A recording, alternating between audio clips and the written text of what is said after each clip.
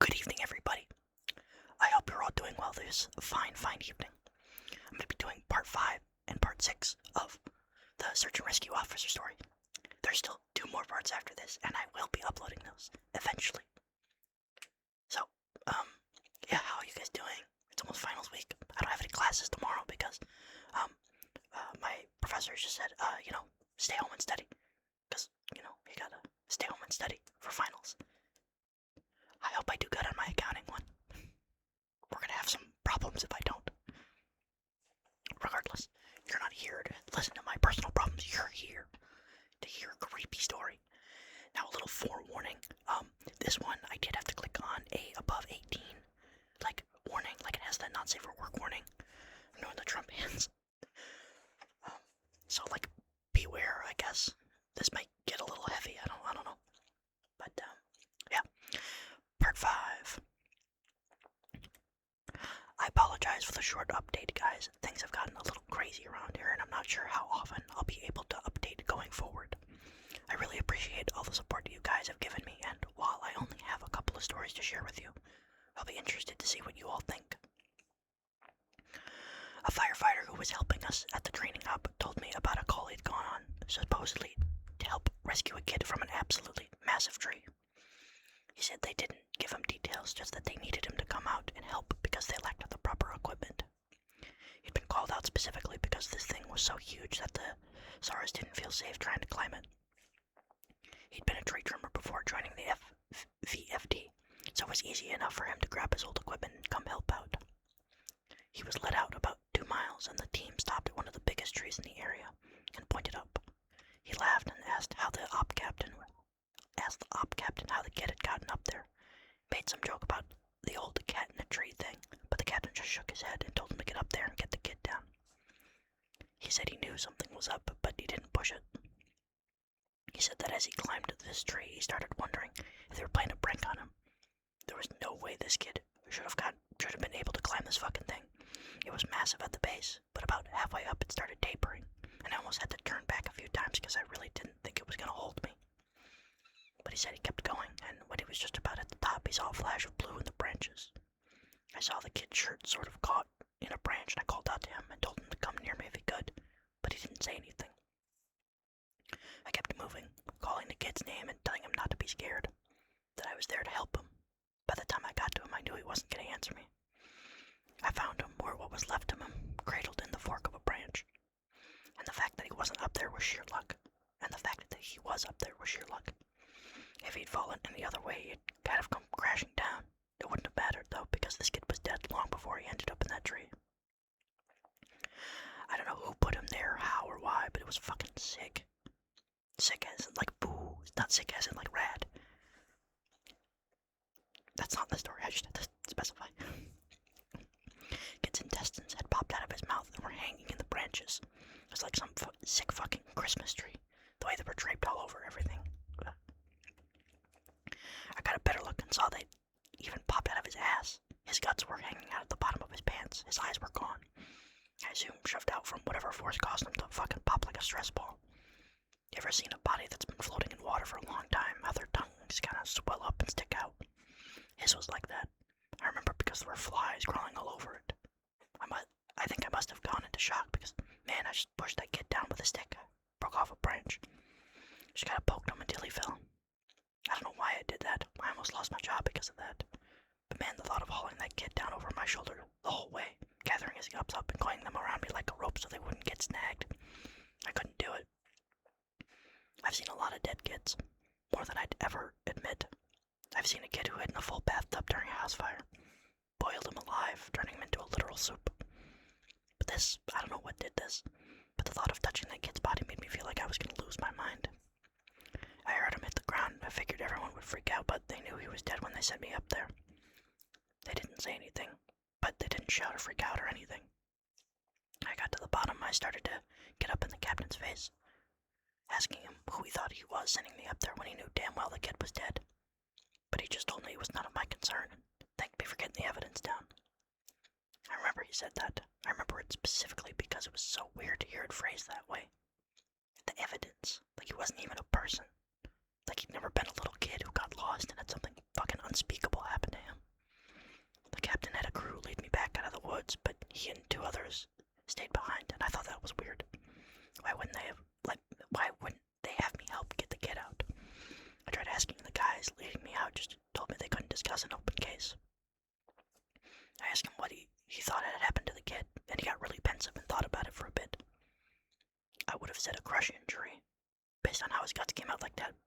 those injuries, you see massive contusions under the skin, obvious trauma. This wasn't like that. It was almost like that kid got caught in a big vacuum and had his guts sucked out. But even then, there was no trauma. Not at all. It bothered me, man. It bothers the hell out of me. Oh, that's why the warning's there. Yeesh. You know the other video I was gonna do, that you guys might see a blooper for?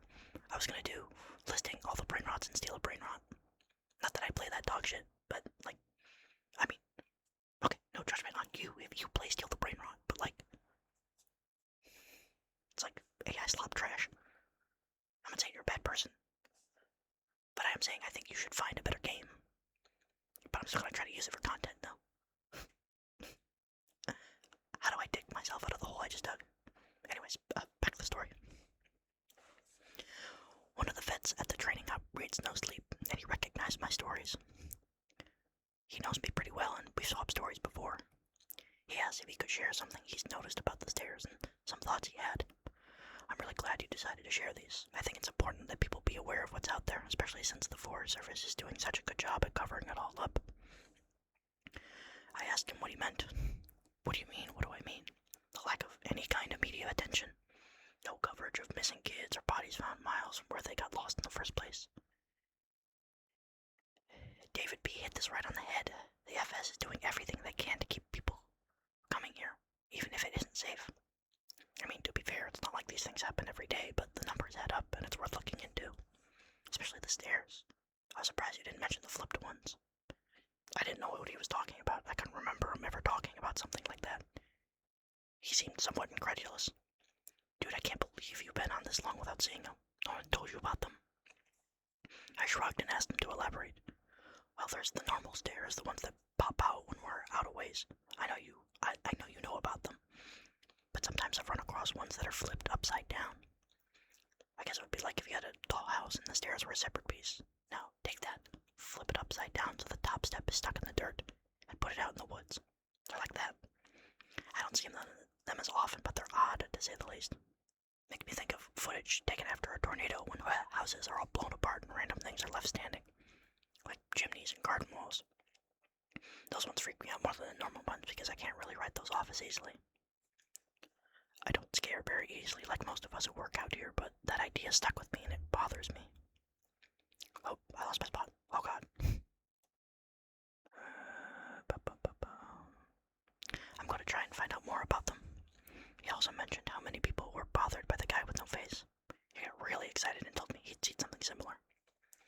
I was out on a training exercise a few years ago. I was camped out in my tent and I heard someone walking around outside of camp. We're told not to wander far, which, you know. So I wondered if maybe it was a rookie who had gotten up to pee and couldn't find his way back. Remember that guy in our group a few years back almost fell off the damn mountain? Well, I'm paranoid about that happening again, so I got up to see what was going on. I went to the edge of camp and I called to whoever it was and told them that camp was this way. But they kept going back out into the woods, so I went after them. I know it was stupid, but I was half asleep and I really didn't want to deal with some idiot getting hurt. I followed this thing on a dead straight course for about a mile, and then it stopped on the edge of the little river. I could see the outline of it because the water was reflecting the moon, and it looked like just an ordinary guy.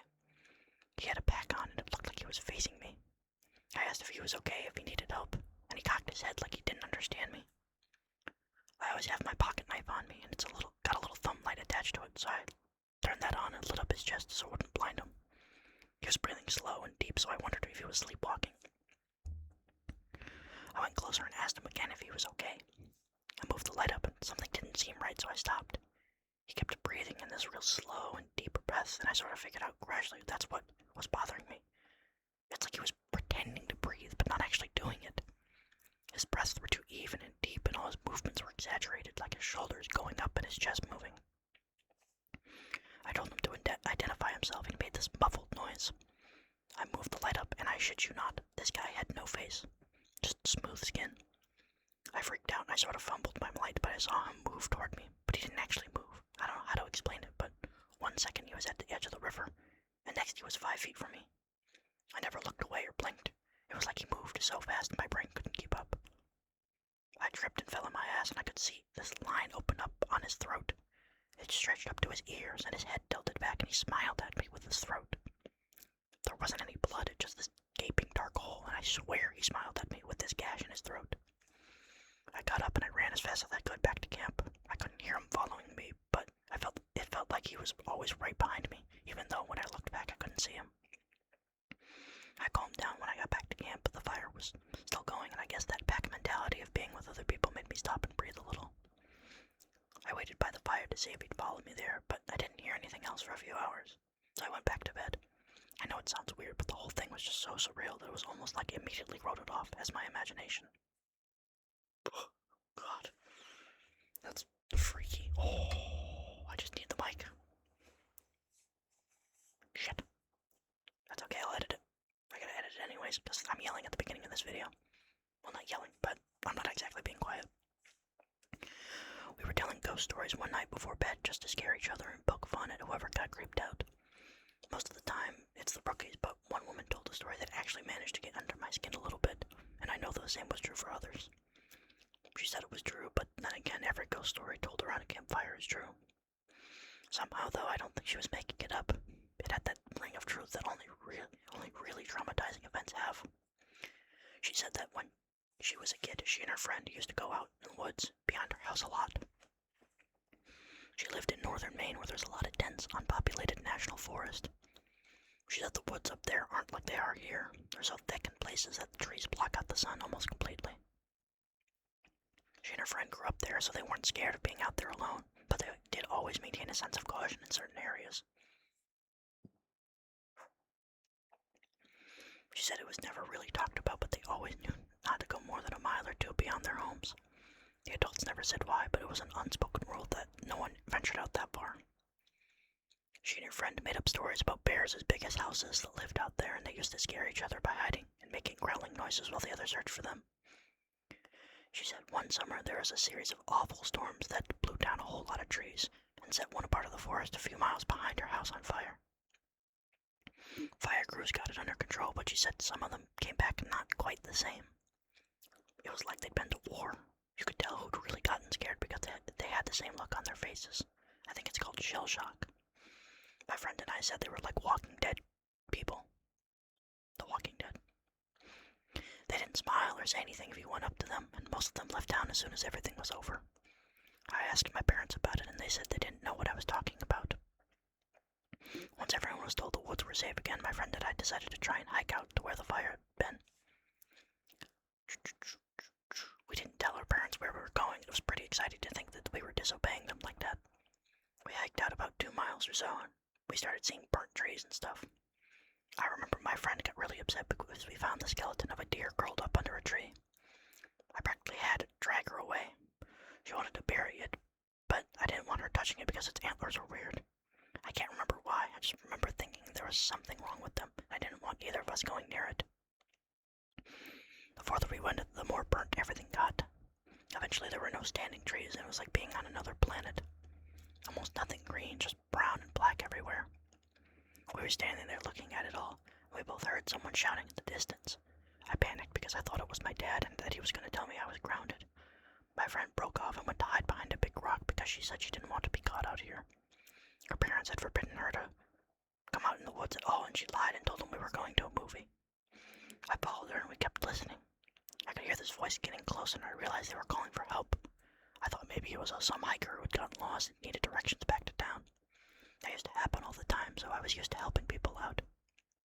I heard him following my voice, so I kept calling out until I saw him running in the distance. He got closer and I could see that his face was all red. I told my friend to give me her back because she had a first aid kit. She made this noise like she was grossed out, and she asked if I saw his face. I told her to shut up, and I jogged up to meet him. I stopped about halfway when he stopped in front of me. I could see that his nose and lips and parts of his forehead were all gone. It was like they'd been sliced clean off. He was bleeding bad, and I saw that the knees of pants were red too. I took a step back, but I was too scared to move, and he grabbed my shoulders. Felt like I got a shock, and he jerked back. He started babbling, and I couldn't tell what he was saying, except that he kept asking how long he'd been gone. He asked me where his unit was, but I just shook my head. He looked me over, and he saw my Walkman and screamed. He just kept babbling and touching his face, and I realized he wasn't wearing the right clothing. He had some kind of weird gray cloth jacket and almost formal pants on. And the jacket had these weird buttons and red borders on it. I kept shaking my head and I told him I couldn't understand what he was saying. I went to open the first aid kit, but he just screamed again and said the only thing I could really understand. "Don't touch me, you'll make me go back there." After that he ran off and I could just hear him screaming the whole time. When I couldn't hear him anymore, I turned around and my friend was crying. I just turned around and started walking back toward town. She asked me over and over what had happened, who that was, but I didn't say anything. When we got home, I told her I didn't want to play in the woods with her anymore. We're still friends, but we don't talk about that guy. Not ever. I'll update as soon as I'm able, guys. I appreciate the continued support. Some guy that accidentally got like time traveled because like he sees a Walkman, so that means he's from the future because he knows what a Walkman is. But he gets transported back in time. So like some like forest fire that happened because of time travel. That's my guess. Alright, part 6. It's been way too long since I posted an update, and I'm sorry about that. Hey, that sounds like me in my videos. There's also been some confusion about the new formatting requirements on the board, which I've cleared up. So these next few stories are going to be posted a little differently. They'll be in chronological order, and I'll do my best to tie them into each other as much as I can, so it doesn't skip around too much. When I started out as a rookie, no one had told me a lot about the job in terms of weird things that could happen. I'm assuming this was largely to prevent me from freaking out and abandoning the park. But a few months into my service, when I was still a rookie, my friend and I were drunk at a party and he opened up a bit. Yeah, it can get a little crazy out there, I guess. I think the worst are the ones where people die when they just shouldn't, you know? Or when we find them dead like 10 minutes after someone says they saw him last. They were fine when I passed them on the switchback, I swear. That sort of shit. Like take this guy who I found one spring out on a really popular trail. Someone comes into the VC freaking out about how some guy was lying in the middle of the path in this giant pool of blood. So we run out there and we find this guy dead as a doornail, which he absolutely should be because the back of his head is like mashed potatoes. The skull is decimated, brains are leaking out like custard filling, and the guy's old, so you figure, yeah, he probably fell and hit his head. Old people fall all the time, it's no big deal. Except that this area where he fell doesn't have any big rocks. There's not even any stumps or big branches. And on top of that, there's no blood trail, so he clearly died where he dropped. Now that's when you turn to murder, but there were people just out of line of sight with the guy. If someone came up behind him and murdered him, there's no way someone wouldn't have heard. And again, even if someone had, there'd be a blood trail spatter all over the place. But everyone on scene said it looked exactly like he'd fallen and smashed his head on a rock. So what the fuck did he hit his head on? And there was this lady I found in a different park about 5 years ago, back when I was upstate. We found her in the middle of a stand of big junipers curled around the trunk, like she was hugging it. We pick her up to move her, and a fucking waterfall comes out of her mouth and splashes all over my shoes. Her clothes are dry, and her hair is dry, but the amount of water in her lungs and stomach was phenomenal. Unreal, man. Coroner's report says the cause of death was drowning. Her lungs were completely full of water. This even though we're in the middle of the high desert and there isn't a body of water for miles. No puddles, no nothing. No signs of anyone else being out there. I mean, yeah, it's possible they were murdered, but why go out of the way to do it like that? Why not just stab them and be done with it? I don't know, it just sits weird with me. Now, of course, that freaked me out a little, but we were wasted and I guess I sort of wrote it off as a fluke. Like the fish. I also assumed that there was exaggeration there, since, you know, we were wasted. Now, I don't like talking about this next case very much. It was an awful one that I've done my best to forget about, but of course that's easier said than done. This happened about 6 months after the conversation with my friend at the bar, and up until that point, I hadn't had a lot of really weird shit go down. A few things here and there, and of course the stares, but it's amazingly easy to get used to stuff like that when it's treated as normal. This case was a little different. A guy with Down syndrome in his 20s went missing after his family lost sight of him on a major path. That was odd, and it was odd in and of itself, because this guy never left his mom's side. She was absolutely convinced he'd been kidnapped, and unfortunately a ranger who isn't with the park anymore insinuated that no one was going to kidnap someone, well, with that kind of disability. Not very tactful, to say the least. We wasted a lot of time trying to calm her down enough to get this information about him, and then we put out an official missing persons call. Because of the urgency of the situation, him being mostly unable to function alone, we had local police come in and help us. We didn't find him the first night, which was heartbreaking. None of us wanted to think of him being alone out there. We assumed he just kept wandering and was staying ahead of us. We brought out helis the next day and they spotted him in a little canyon. I helped bring him back up, but he was in bad shape, and I think we all knew he wasn't going to make it. He'd fallen and broke his spine and couldn't feel his lower half. He'd also broken both his legs, one at the femur, and he'd lost a lot of blood. He was confused and scared while he was alone, so he probably exacerbated the injuries by dragging himself a little ways. I know it sounds awful, but while I was riding in the copter with him, I asked him why he's wandered off. I just wanted something to tell his mother, to let her know that it wasn't her fault, because he was fading fast and I didn't think she'd get to ask him herself. He was crying, and he said something about how the little sad boy had wanted him to come play. He said the little boy wanted to trade so he could go home. Then he closed his eyes, and when he woke up again, he was in the canyon. I'm not sure that's exactly what he said, but it was what I thought the gist of it was. He kept crying, asking where his mommy was, and I held his hand and tried my best to keep him calm.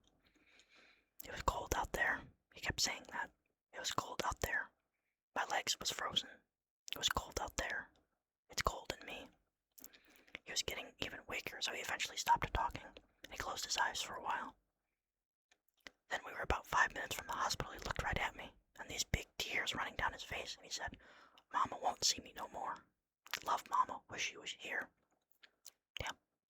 And he closed his eyes, and he just never woke up. It was horrible, and I don't like talking about it. That case was one of the first ones that really rattled me badly. Jesus. Because of how badly it affected me, I reached out to a senior ranger, and who ended up helping me through it. As time went on, we got to know each other better. He ended up sharing one of his own stories with me. It was disturbing, but it helped to know that I wasn't the only one affected by the things going on out there. I think this must have happened before you got here, because I think if it happened while you were here, you'd have remembered it. I know it didn't end up in the news for some reason, but I think most people who have been here long enough know about it. The park sold off a portion of land to a logging company. It was a really controversial thing, but it wasn't that large or old of a plot, and it was right after the recession, so we needed cash bad. Anyway, they were felling this plot of land, and we get a call that we need to get our supervisors out right away. I don't know why, but they ended up sending me and a few other guys along with the heads. I guess for power and numbers to see what was up. We got there and all these guys are crowded around a tree they've just cut down. They're all pissed off and freaking out, and the foreman comes over and says he wants to know what we think we're up to. What the hell y'all think this is? Some kind of sick joke? You've got a lot of fucking nerve pulling this shit. We bought this land fair and square.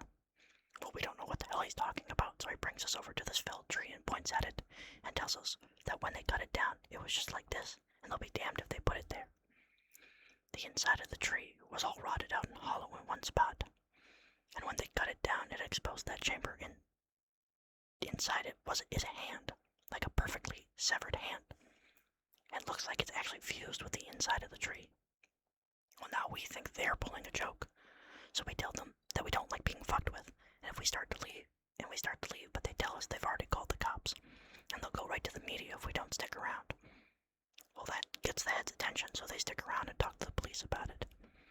Everyone is denying that they put the hand in there, and besides, how would anyone even done it? It's clearly a real hand, but it's not mummified or skeletal. It's brand new, probably not even a day old. And it's definitely fused with the wood. You can see that it's coming right out of it. The loggers, they insist they didn't put it there. Somehow this fresh human hand ended up fusing to the inside of this living tree. The cops have them cut up that section of tree into a movable chunk. Then they take away the hand, and the area is closed off. There was a pretty big investigation, but I know they didn't find any answers. Now it's become this legend, and as far as I know, we haven't sold any more property for logging. As you all know, I went to a training seminar recently and heard some amazing, horrible things there. One of the guys I talked to while I was there told me a story when we were all around the campfire one night. We were both pretty drunk. You'll see a pattern here, and we were swapping stories. He told me this one. Me and another guy were out on a field search because some campers reported screaming noises at night. So we head out there to look for whatever fucking mountain lion has wandered to the area, and I'm pissed. We've had 3 of them show up in the camping areas that year alone, and I'm getting tired as hell of constantly having to deal with them. Plus, I just don't like them anyways. They're a pain in the ass, and they're loud, and they scare the shit out of me. Fucking cats. Pieces of shit. I'm groaning about it to the guy I'm with, and he thinks it's a real fucking riot. So we're seeing all these broken branches, and what looks like dens, and we're pretty sure we know where this thing is. I call in, and they tell me to confirm, if possible, which, it just means they want you to step in a big pile of shit and use that as proof. I'm not seeing any though, so I basically just tell them to shove it. I'm done. We know that damn thing's out here, somewhere, even if I'm not stepping in its shit or inside its mouth or whatever. Guy I'm with wanders off to take a piss or whatever, and I stay behind, watching this little burrow under a tree to see if maybe a fox or something is living under it, because I love foxes, man. They're cute as hell. But anyway, I'm watching this tree and I start hearing branches cracking, and it's coming from the direction my partner went opposite of. Now, I've got my pistol, but you and I both know that's not going to do shit against a cat. I cock it and holler for my partner to get his dumbass back, but he's too far and he can't hear me. I stand up and get my sights on where the thing is approaching, and I shit you not, man, I just about peed myself. This guy is coming towards me, and he's backflipping through the fucking woods. Like, instead of walking, he's doing these crazy fucking backflips, and I swear to God, he cleared every fucking log and bush in his path. It was like he knew right where he was going.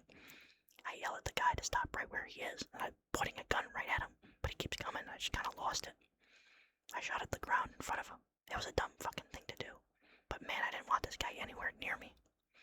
When I fired, he was about 50 yards from me, and as soon as the gun goes off, he rolls around and goes off, backflipping back into the woods. My partner hears my gun go off and runs back and asks what's up. And I tells him there's some fucking weirdo out here hopped up on God knows what, and we need to get the hell out of Dodge. I let the cops know what happened, and I didn't get any trouble for firing, but man, I don't know what that motherfucker was on, but I've never seen anything like that before. Shit was absolutely buttfuck crazy. I think we'd agree that there's stuff going on out here in the woods, and while I'm not going to spout off about what it could be or offer any theories, what I want people to take away from this is that it is so damn important to be safe when you're out here. I know a lot of you think you're invincible, but the fact is that you can die out there, or be hurt, or go missing. It's easier than you'd ever imagine. I apologize for this relatively short update, guys. I will do my absolute best to continue the series as soon as possible. Thanks for all your continuing support, it means the world to me. And with that, I agree with him. Thank you for all your support. And if a guy starts backflipping towards you in the woods, fire your gun, just like around him.